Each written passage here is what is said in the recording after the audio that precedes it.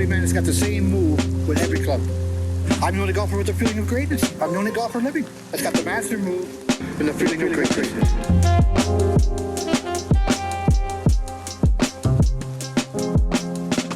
Welcome to the Feeling of Greatness podcast today. I am really excited about being here on the show today. I have so much going on. And for those of you who are new to Graves Golf and what we do here at Graves Golf, it's going to be an interesting conversation we're going to have today, because this evolution of where we are, and I'm using that word evolution today because I have had a really amazing experience the last 2 or 3 months developing a book. And we're going to talk about it here in this podcast because it's very relevant to you and it's very relevant to where we are as a helpful instruction company, helping golfers get better.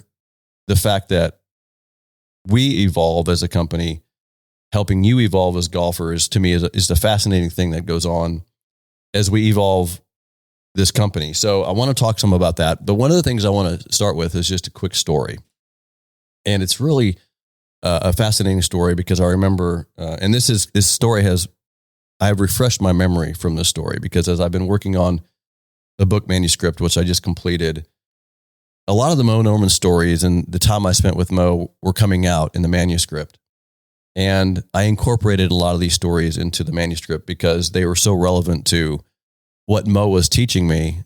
And at times really had no idea what he was teaching me. But I've learned over time to interpret those things. But one of the things that was a story that, and this is Moe and I used to, when I would practice with him and I would spend time, whether I was meeting him in Titusville, Florida, or I would meet him up in Canada at one of the golf courses there. I used to go see him on his birthday on occasion and spend the day with him and play golf. And we'd play some golf sometimes. A lot of times we just go hit golf balls. And I just love to spend time on the range with him and learn and watch and observe and ask questions. And we'd always ended up the day, we'd walk off the range, we'd end up at his Cadillac. We'd end up at his car. And if you have ever seen pictures of Moe, he would have a trunk full of golf clubs.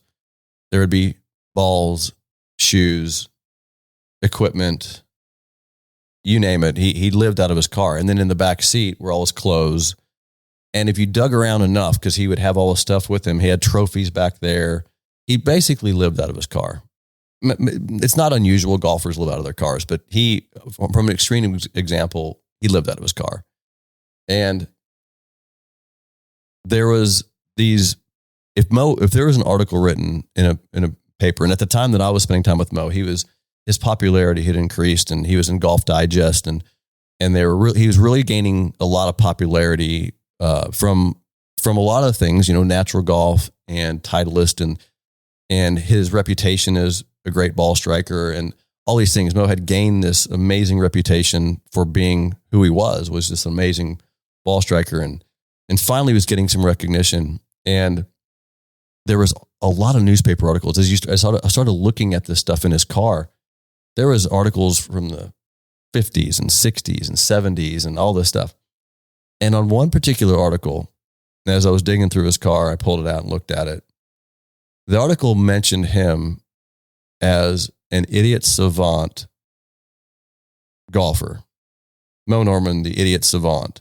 And Moe had scratched out the word idiot in the article with a pen. And as he was showing me this, he would just hand me these notes and these articles, and I would just look at them and he would talk about them and whatever. And he had scratched that out. And it really resonated with me and now I know Moe didn't understand that that's how idiot savant is a term for autistic people, but Moe didn't see it that way. Moe thought that people were calling him an idiot.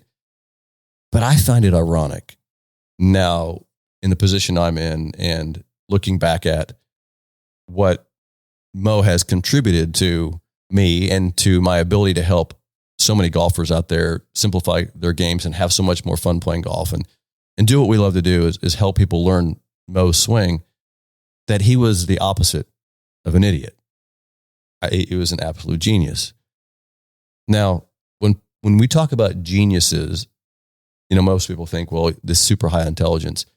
I don't see it that way. I see Moe's genius, intuitive genius. This is a different type of intelligence that, as an athlete, I understand it. But just think about this for a minute and look at Moe's golf swing. So one of the things that I've always brought to people's attention was that the single plane swing of Moe Norman is not a method. People tend to try to categorize things in methodologies, and they look at so-and-so swings a certain way. That must be a method. Or you got the stack and tilt method. It's just a name. And even the single plane is just a name. It's a way of describing what we teach. Moe's golf swing was a discovery. And I think you to understand what this means, the discovery of what did Moe Norman discover? And how did he discover it? Moe Norman discovered the absolute most efficient way to use the human body to strike a golf ball. He discovered it. And he did that through intuitiveness. We could talk for a long time about how do you become intuitive? Intuitive, we're all intuitive, but we get distracted with basically if you watch the PGA Tour and a guy writes an article about Rory's golf swing and what the magic move on Rory's golf swing is, there's a distraction. That is not necessarily the best way to do it, but we think since Rory just won a tournament, that's the best way to do it. Intuitiveness is ignoring that. Intuitiveness is basically tuning in to the innate sense of how the body actually works. This is what Moe's genius was. Moe sat in a field in Rockaway, and I've been to that field many times and watched where he practiced, and on the golf course he practiced, and he hit golf balls, and his hands would bleed. And he would do this because he was trying to find out a way, and I'll use these terms and you'll understand why I'm using them. He was discovering how to position his body in a way to get the club to start, move back, and move down and impact repetitively, efficiently, and consistently so he could hit a golf ball dead straight and repeatedly hit it dead straight. So he sat in that field for us, and he basically discovered what all of us can now benefit from. This is where his genius is. And I think he was genius in other ways, by the way. I mean, just conversations I would have and the way he viewed the world. And it wasn't necessarily like many of us view the world. He had a lot of things that he saw differently. But again, I believe there's a lot of genius in the way his mind worked. And that helps us understand how he discovered his golf swing. And what I figured was,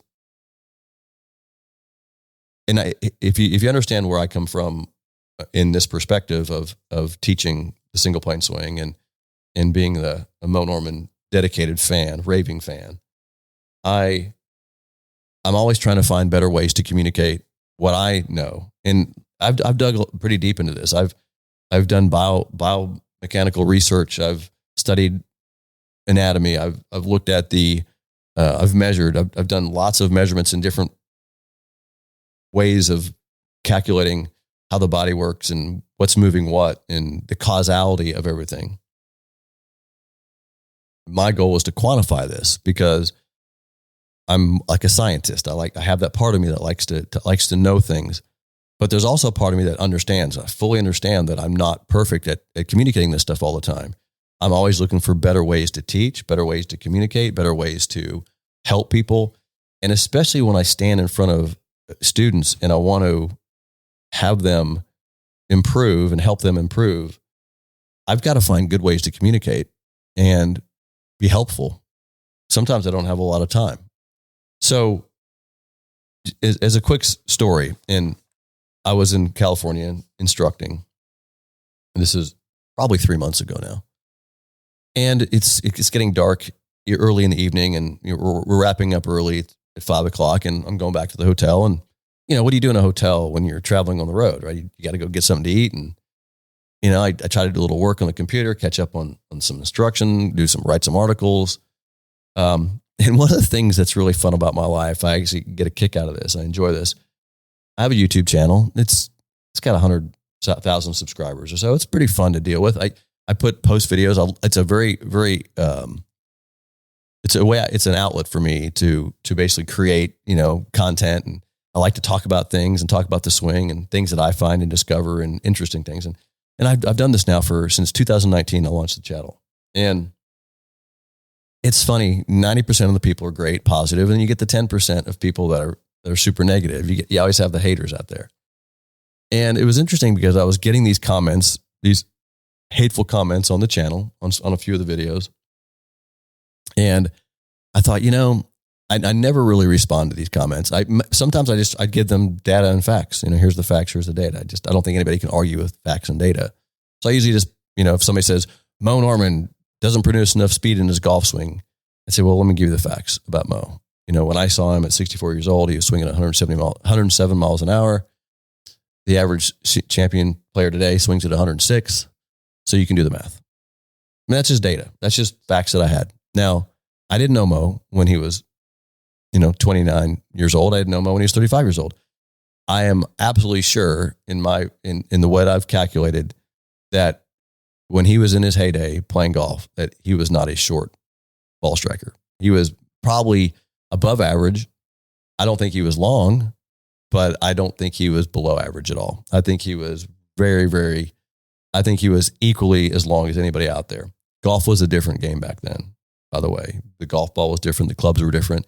I have video Moe clearly states how far he's hitting golf clubs. And based on the data of that video and based on the distance he's hitting the golf ball that he's hitting it, he was equally as long as anybody on tour for that time frame. So people that say that stuff just don't know. They just don't understand. Like, I totally get it. And I'm not, they're just ignorant to it. And I don't try to beat people up over it. But people will often say things they don't have any factual evidence for. But having said that, there was these negative comments on my YouTube channel. And so one of the things that I've been doing a lot lately is I use AI. I use AI a lot to help clarify some writings that I do. I'll write something and put it into AI and have it edit it for me and whatever. So AI is kind of a useful tool. It's a very, very good tool that I've used. And I thought, what if I went into AI and I asked AI these negative questions? How would AI respond to this? Now, when you use AI, if you don't know, you need to prompt it.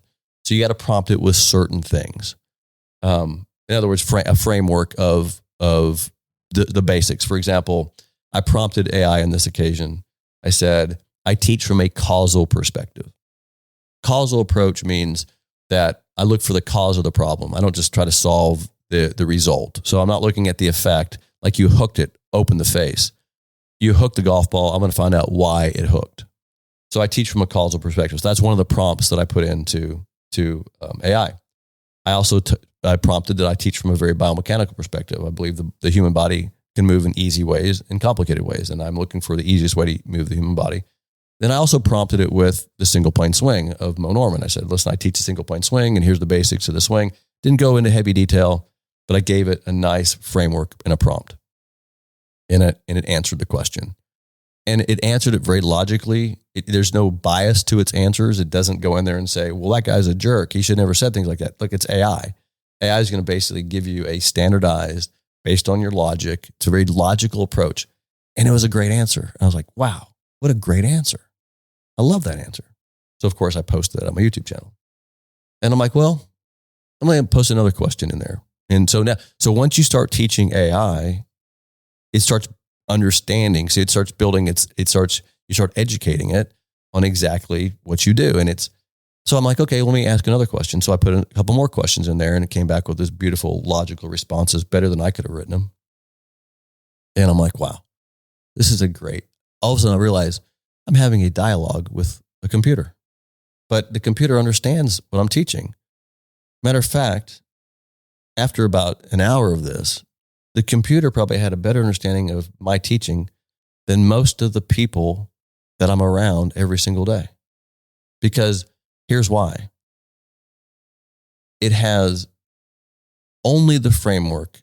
It has no bias. It has no preconceived ideas. It doesn't have, well, Tiger Woods said this. It doesn't have that.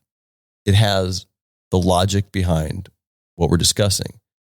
And so I realized after an hour of working with AI that I'm having a conversation with the smartest person in the room, the most unbiased person. I am teaching the smartest person in the room how to swing it on a single plane. So then I asked AI, I said, and by the way, it's Claude, it's called Anthropic. I asked Claude, I said, how would you like me to teach you the single plane swing from scratch? Just let me teach you the single plane swing. Of course, AI came back and says, that'd be great. Teach me the single plane swing. 3 days later, I didn't spend 3 days on, I was every evening for 3 or 4 hours, I would prompt AI, and it's keeping track of all our conversations. I conversationally taught the smartest human being, it's not a human being, it's AI, in the room, the single plane swing. And what was happening was, I love the conversational format because it prompts you. AI was prompting the next logical question. See, this is what happens. This is what doesn't happen so often with human beings. With human beings, they prompt you with the next biased question. And they don't prompt you with the next logical question. I know it sounds kind of negative, but a lot of humans come in with preconceived ideas of the way things should be. For example, if I work with a golfer and I fix their address position, and then they hit a ball and I'm focused on their address, and they said, why did the ball go left? Look, we're not, and I say, look, we're not worried about the ball right now. We're about getting this address position correct. You see, and this is AI. I never say, well, why did I hit a left? Because AI always said, great, now you've taught me the address position. Great. Let's go talk about the backswing, right? So it's a logical progression. So I realized, man, I'm just having this great dialogue with this unbiased approach, and I'm able to lay out exactly how this swing works. And I taught AI the single plane swing. And what AI did was he logically put the entire my teaching together into the most logical, progressive format that I've ever seen my teaching. He helped me become a better teacher from logically progressing through what I taught. That was number one. So I thought, this is amazing. I was really getting into this. Then he created ways to learn it that were logical based on how human beings learn, because AI can go out and research what's the best way for a human to learn. And he went out there and said, this is the best way humans can learn. So he basically formatted that. And then I said, and so all of a sudden I have this massive, beautiful manuscript of teaching the single plane swing in the most logical, progressive, unbiased way I've ever seen. And he would find contradictions in my instruction. I'll give you a quick one. He was clarifying things for me. So, for example, I taught AI the kinematic sequence. I said, here's the ideal biomechanical sequence of a golf swing. And I taught AI, I laid it out. Here's what the biomechanical sequence of the swing is.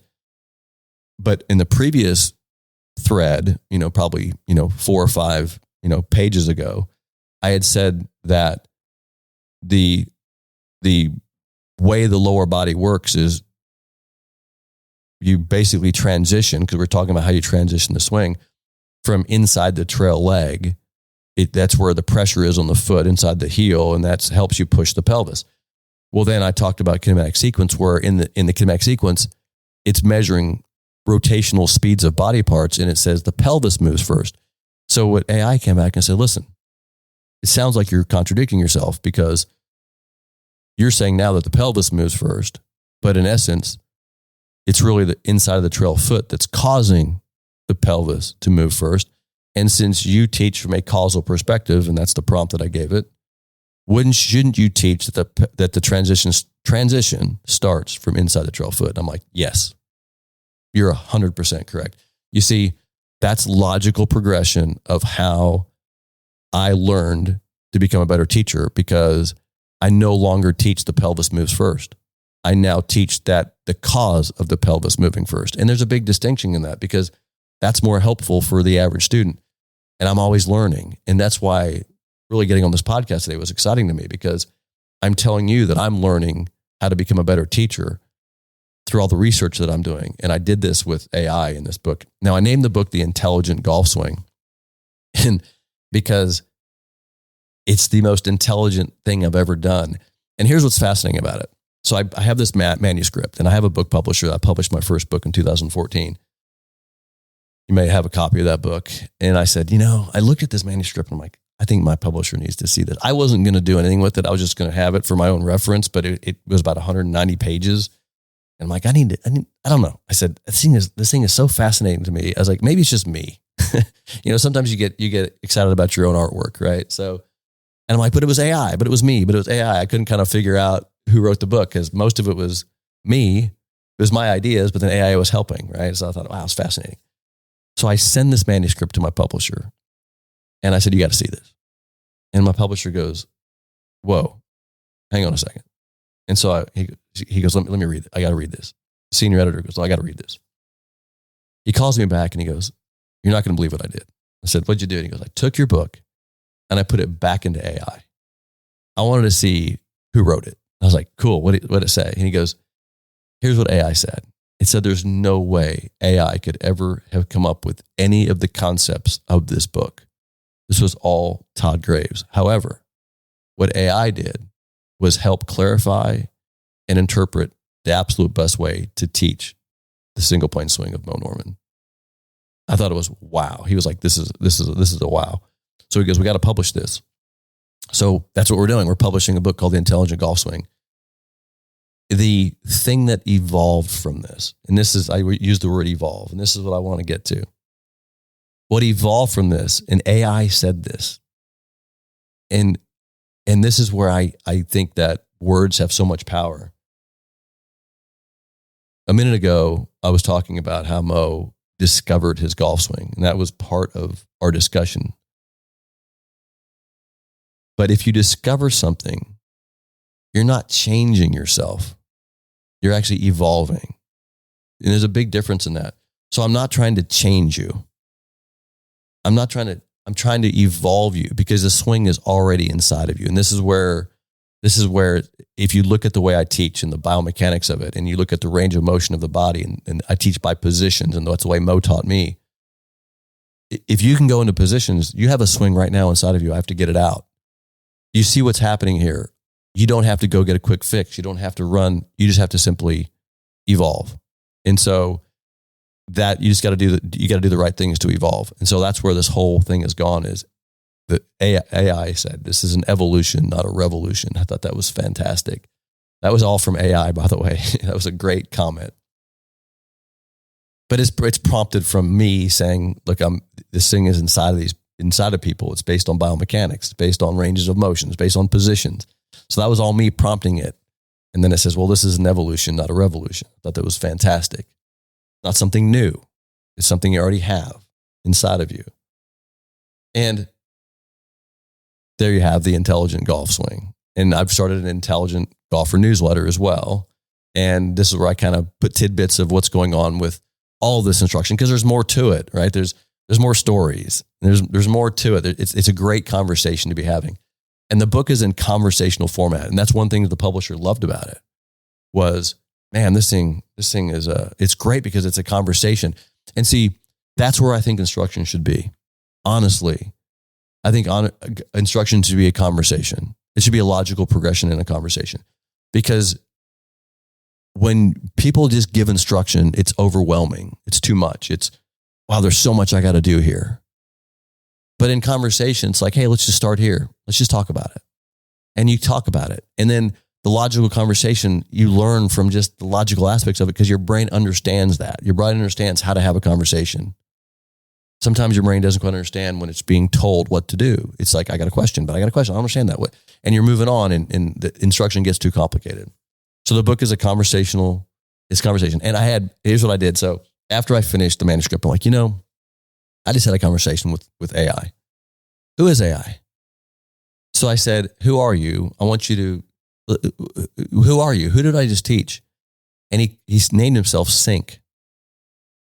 Because he had a logical way of learning and he called himself Sync. So I taught Sync, who's actually AI, but he named himself because after he learned the swing, he felt like he had systematically learned the neural programming of the swing, called himself Sync. And so me and Sync have a conversation, and Sync introduces himself in the book. He has a persona, and I teach him how to swing the single point swing. As I teach him in a conversational format, he teaches us back how to learn it. Isn't that great? So I taught Sync how to learn the single point swing, and he taught us back how we should be learning it because he's the smartest person in the room. That's the intelligent golf swing. And I had so much fun writing it. And I keep having conversations with Sync. We have another book. Basically, it's another training manual I'm developing with Sync, but it's AI. One of my publishers said to me, he says, actually, it was the owner of the publishing company, Millie. She says, "Are you going to put AI, that you had AI help you write this? Because there's a big thing right now where AI is writing all these books." And I said, "No, I'm going to put it on the cover." I said, "We're going to tell everybody AI wrote this book because AI is the smartest person in the room. And if you don't understand AI, this is an amazing time we live in because the information's out there." I just finished a training manual with Sync, and the training manual goes into detail. It's complicated. This stuff's detailed. If you're into it, you're into it. But this one's going to be based on biophysics. And what's the best way to train the body? What's the best way on the single point swing? What's the best way to train the single point swing if I go to the gym? What's the best way to do it at home? What's the absolute most efficient way to train the body? I want to save people time and energy. And AI Sync goes out and researches the Titleist Performance Institute, goes and looks at all the information that's out there on training of biophysics in golf, and helps me take that knowledge and put it into the single point swing knowledge of training. Now, could I go do that myself? Absolutely. But you know how long it would take me to go do that research and put that effort together, and the amount I can now do it in a click of a button. And that's the beautiful thing about what we live in today. Now I have to prompt it with the single point swing and the way the swing works and the biophysics of it. But I can get the help from AI on what the best way to do that is based on knowledge I don't have, which is medical knowledge, or how the muscles work, or what's the best way to train a muscle, or how do you reprogram the brain? Those things that I don't know that I can get help with now so easily, and I learn as well. So that's what the intelligent golfer and the intelligent golf swing is all about. Let me run through, because I had AI as I wrap up this podcast today. I had Sync say, "Sync, we've been together now writing this book and writing these manuscripts, and we've created this amazing manuscript.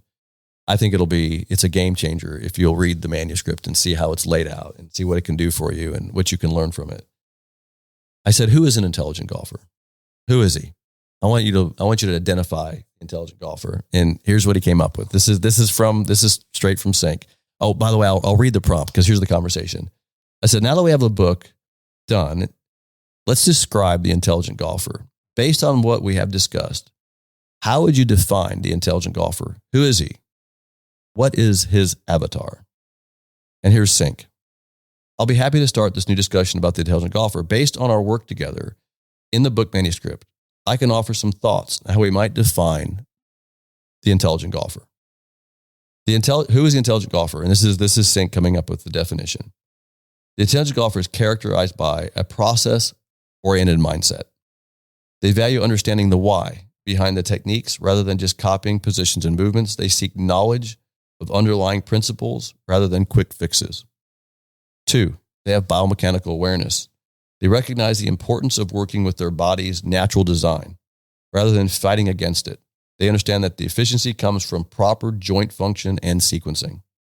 3, they have deliberate practice habits. They focus on quality over quantity in their practice, using structured protocols rather than mindlessly hitting golf balls.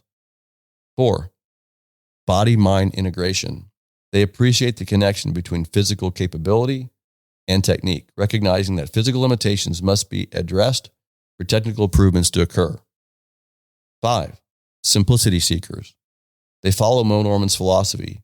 They seek to eliminate unnecessary complexity and focus on the essential elements that produce consistent, repeatable results." That's Sync defining the intelligent golfer. And I love it because it's exactly based on how I teach and based on how I've been able to get results from the people I've taught in my life. So listen, I hope you found this fascinating as I have, that we now have the ability to refine and define and improve and speed up the learning process. This is what this is all about for me. And it's so fascinating to be able to go through this. If you're interested in the book itself, it's for sale. The book won't be out till July, but we're doing pre-sales right now. I'm trying to get a really grip on how many we should order in the first print run because you know what's going on with tariffs in China and all the print companies are over in China. So we have to figure this out. If you want to order this book, please pre-order the book. It's going to be $24.95 plus shipping and handling, probably around close to $34, I think, with shipping. So that's the pre-sale of the book. I will put the link in this description to pre-order the book. You can also go to the book intelligentgolfswing.com and order the book as well on the website. And then if you want to join the newsletter, because the newsletter we're doing a couple times a week, which will be kind of feeding more information. The graphics in the book are fantastic, by the way. I'm doing these amazing graphics of the golf swing, which are called engraved graphics. You're going to love them in the book. I have this illustrator working on these engravings. So the illustrations themselves in this book are going to be just so detailed and fascinating. So the book is going to be amazing to get this thing out there. You can join the newsletter as well. The link will be for the newsletter as well. So please at least join the newsletter. If you'd like to get the book, please pre-order the book and get on the list for that so we can get those out to you in July. Thanks for joining me again for the Feeling Greatness podcast. Love being with you. And I love talking to all of you intelligent golfers out there.